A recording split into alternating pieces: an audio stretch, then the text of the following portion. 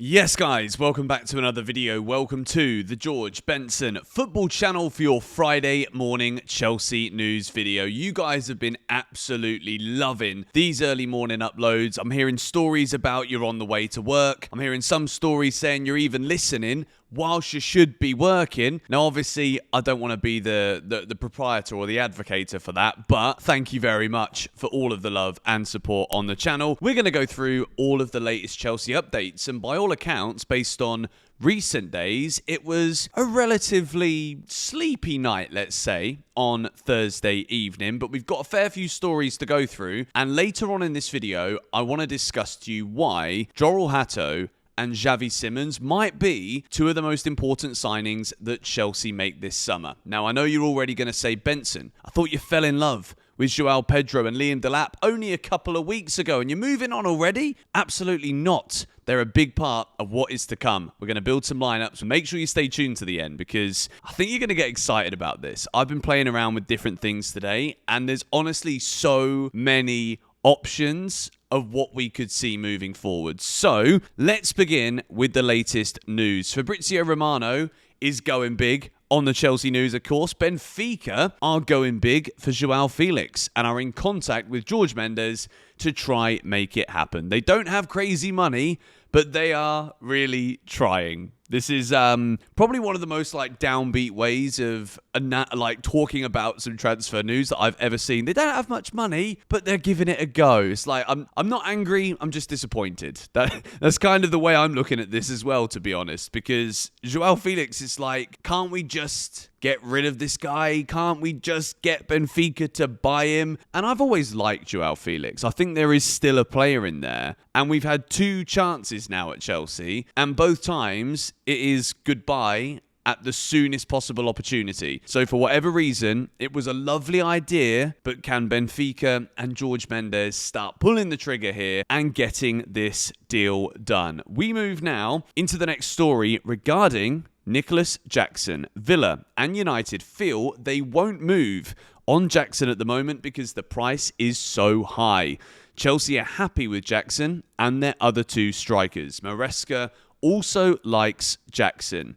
I've said this countless times in the last week or so. If Chelsea don't sell Felix Jackson this summer, then I think in the forward line at least, we are in an incredibly strong position. There is definitely a world where we don't sell Felix Jackson this summer and he doesn't really play much football this season, and then next summer we have to let him go for what would have been probably a higher price this year. If the man's not playing football, his value isn't going to go up. It's not going to rocket forwards. But Chelsea asking for 80 to 100 million. I've said it before and I'll say it again. I feel like this is genuinely fair market value right now. If Hugo Ekitike is really worth 95 million euros, then why would Chelsea not ask for that amount of money? And I think this is very much like the balancing act that will be happening right now between the Chelsea sporting directors and the board being like, well, there could be good money on the table here for Jackson. And I think Maresca will be like, well, I don't want you to sell him because only a couple of months ago I wanted two of him. You remember those quotes? And Felix Jackson, don't get me wrong, he's not the finished article. He's not perfect. But I do see a world where the arrival of Joao Pedro, Liam Delap, could actually be the making of him. Even just being around strikers that are actually instinctive finishers could actually help him in training in terms of looking at little elements of Delap's way of striking a ball or some of the intricacies and delicacies of Joao Pedro when he's finishing. I think it could really help Felix Jackson. And especially when you partner that with the togetherness right now in the squad, I don't want there to be a time next season where Felix Jackson is sulking and then all of a sudden, for whatever reason, it's a Chelsea thing to happen, injuries come in. Is Jackson going to be ready? We need everyone at the club this coming season to really show that togetherness that we've seen throughout the end of last season into the final of the Conference League, into the Club World Cup. And if we do that with the quality that we've been adding in, I don't see any reason why Chelsea shouldn't be challenging for the title. So at the moment, Felix Jackson staying, I think this is good. I don't want it to be a case where as the window goes on, Aston Villa might be a bit more desperate. At the moment, we've got Ollie Watkins to Manchester United rumours. Aston Villa are asking for 60 million quid for Ollie Watkins, and Manchester United are looking at that and thinking, that's quite a lot of money. Man United have said that Nicholas Jackson is too expensive, but if it's 60 million for Ollie Watkins, who is significantly older than Nicholas Jackson, then potentially that could change Manchester United's mind. But at the same time, Aston Villa, if they sell Ollie Watkins, they're saying that they feel like they won't move for Jackson because the price is too high, hoping that Chelsea lower that price later in the window. But I don't think we'll be too bothered about lowering that price. I don't think it is a matter of desperation to get rid of Nicholas Jackson in the window. When we talk market opportunities with incomings, I also think it is the same when we talk about the outgoings. Let's move now away from this story and into the latest regarding Jorrel Hato. And this hasn't been broadly reported, but this is CFC Pice's tweet aggregated, and this has come from ESP Netherlands. Ajax have rejected a bid from Chelsea for Hato and have sent a counter offer back to London.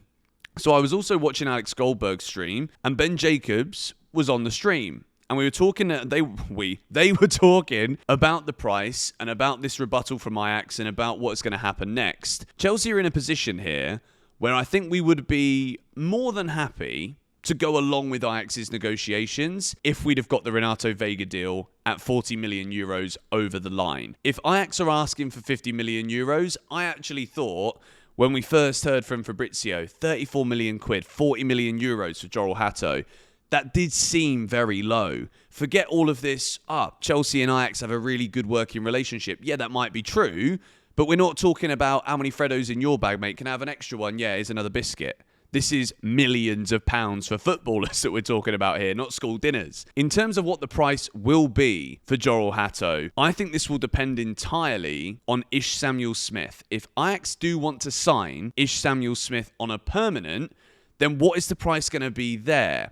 If Chelsea are going to give a good price for a very talented young player who a lot of people think would actually break into the Chelsea team at some stage, Ish Samuel-Smith. If you don't know about him, do a little bit of research. Look him up. He's in the development squad. Really good young player. Ajax want him. We spoke about that the day before yesterday. So if that's the case, how are they going to go for Ish Samuel-Smith? What is the price going to be there from Chelsea? Is this going to have any impact in the negotiation for Jorrel Hato? But at the moment, we are hearing that it is very much Xavi Simons and Jorrel Hato that Chelsea are working on. And just because we didn't get that here we go dopamine, we didn't get that news that they're both signing for Chelsea yesterday, the Xavi Simons deal at the moment is looking like it could be quite difficult because they are not budging on the £60 million price point. And I think Chelsea at this point might be weighing up what we're going to do here, because 60 million, in my opinion, for Xavi Simons is the top end of what I would have paid for him.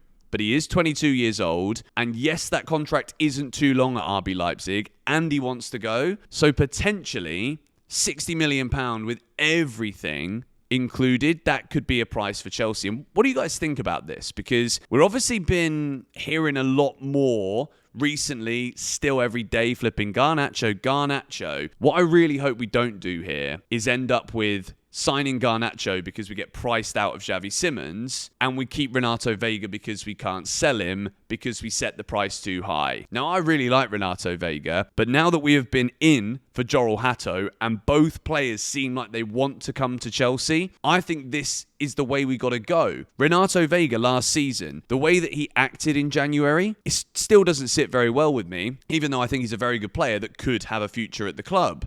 Maresca clearly doesn't see it. And at the moment, what we're seeing is the sporting directors going for players that have that versatility, that know exactly, that Maresca knows exactly where they could fit into the team. So in a moment, we are going to go through and we're going to take a look at a potential Chelsea 11 that includes both Jorrel Hato and Xavi Simons in the starting lineup. And obviously what we spoke about yesterday too is Jorrel Hato is Chelsea's top centre-back target. A lot of people seem to have missed that one. Centre-back, also left-back cover. And he's 19 years old. Very exciting indeed. But let's keep going with the Chelsea news for now. Also, Ben Jacobs on Alex Goldberg's playback. Gusto isn't looking to move club this summer, and it would be unlikely Chelsea entertain any bids.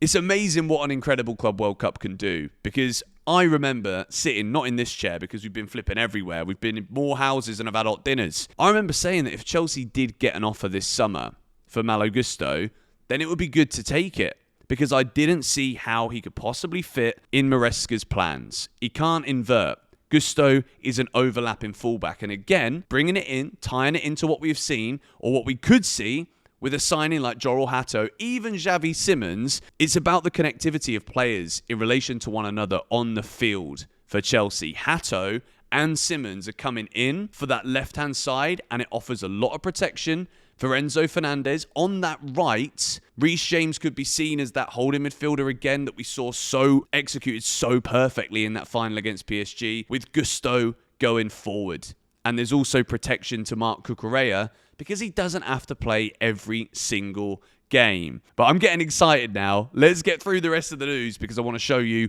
what we have been working on. Raheem Sterling will leave Chelsea this summer, and he's been offered to Napoli in the last 48 hours. Napoli assessing several options as left winger. Not only Sterling, as Ndoye and Kubo remains on the list and more. CFC want permanent exit. So at this point with Raheem Sterling, what we're seeing here is links to many different clubs, but is anyone actually interested? Sterling is a bit of a problem right now for Chelsea because he's on massive wages, and it seems to be only Chelsea offering him to other clubs. We aren't seeing clubs come and be like, yo, you know what? We want a little bit of Raheem Sterling, please. What's your price? Chelsea are asking for 20 million. As the transfer window goes on, the likelihood is that prices will drop for certain players. If Chelsea can't offload Sterling at 20 million quid, that price is going to go down. And the longer we're still paying his wages and he's still on the books, it's a financial burden to Chelsea Football Club, which could inhibit us in our ability to negotiate and know financially where we're going to be with other targets come the end of the window. Sterling to Italy, I think at this point in his career, I think that would be a great move. Hopefully, Napoli and Antonio Conte nibble at the offer for Raheem Sterling. So, final piece of news here. Ben Jacobs again via Alex Goldberg's playback. Chelsea are working hard to try and complete both Xavi Simons and Hato. If they do that, their incomings will be all but done, unless they decide to move for a goalkeeper or decide they need another number 9 should both Nkunku and Jackson go. So to round up all of the news from today and to figure out where we are at right now, that's what I want these morning videos to be about. Where are we right now? It looks as though it is very much Hato and Simons. Those are the top targets, defender and attacker, to complete the Chelsea attack. Jackson looks likely to stay. The price is staying high. We're not seeing bids from Villa. We're not seeing bids from Man United. AC Milan can't afford him. Jackson is staying. That's where we're at right now. So if that is the case, then it's Hato and Simons, and then maybe a goalkeeper come the end of the window. So what I have got for you here at the end of this video is this. This is a 4-2-1-3 formation, and we're going to go and have a little play with some different positions here, because Reece James, we know that Reece isn't really doing this that much anymore. He's not doing the getting forward too much, but when you've got Pedro Neto on that right-hand side, it's very important because he can get back if Reece James ever does get forward. Jorrel, Hato in the left centre-back position. A lot of people believe, and I don't really know exactly where this has come from, and if there is any data to back this up, please enlighten me. But why is it we never see two left-sided centre-backs at the back? Because if Jorrel Hato really is the next Virgil van Dijk, and I'm seeing this a lot, okay? If he is, then why can't we see Levi Colwill and Jorrel Hato there together? We know where Marc Cucurella wants to go to. He wants to be getting forward, and that's where we can mould it into something a little bit like this. With Cucurella getting forward, Hato covering those left side spaces, Levi Colwill in the middle, Reece James in the right centre-back, with Caicedo and Enzo Fernandez here. This is just one of many different options that we can see. And imagine that box there. Caicedo, Enzo, Cole Palmer and Xavi Simons together in the 10, linking up with João Pedro, seeing different overlaps here and different combinations in these positions. Honestly, we are in for an absolute treat. And I'm just hoping at this point that Chelsea can get these 2 deals done, because the amount of options that I think we would have, even obviously Hato I don't think would be an immediate starter, but this is just based on an idea of what he can do, left centre-back and also left-back. And I think it's almost impossible for me to take Marc Cucurella out of a Chelsea team right now. I think he's that good and that important to what we're trying to do. But then we can obviously, if you don't want to put Marc Cucurella forward, it could be different the other side too, where you could have Cucurella sitting into a left centre-back position, or Hato, and then Malo Gusto going forward on the right. The one thing I would say with this, though, is do we have enough defensive solidity here? Reece James filling in at right centre-back. Again, I think that protects him. I think long-term, seeing Reece in central areas is going to be beneficial to Chelsea, because it does protect him a lot more. He doesn't have to do that up and down running. But look, this isn't a tactical video of sorts. This is just throwing it out there so that you guys can visually see what something could look like with these guys coming in. And look, Jorrel Hato, I don't think it's going to be one of those where he's immediately coming in and starting every game. I don't think we're going to see that for quite some time. That is just purely an experiment potential moving forward later in the season if Jorrel Hato and Xavi Simons do sign. But both of them, for less than what? Maybe it's 100 million for both. It could be great, couldn't it? Let me know your thoughts in the comments down below. I think today's going to be a busy one, because one way or another, like, are we actually still advancing with these deals? Are we not advancing with these deals? And if we're not, then where the bloody hell are we going to go? So I'm going to get the old sparkling waters in, because there will be a live stream at lunchtime today. If you guys haven't already, make sure you use the discount code GBFC10 with the links in the description. If you do want to buy anything this summer from the Chelsea Megastore, everything at the Megastore, you can get a discount on it. Be it a mug, a home shirt, a flipping basket with £1,000 worth of flipping clothes in it, you get 10% off everything. So make sure you check that out if you do want to buy anything this summer. Link in the description. And I'll catch you guys in the next video or in the next stream later. Come on, you Blues.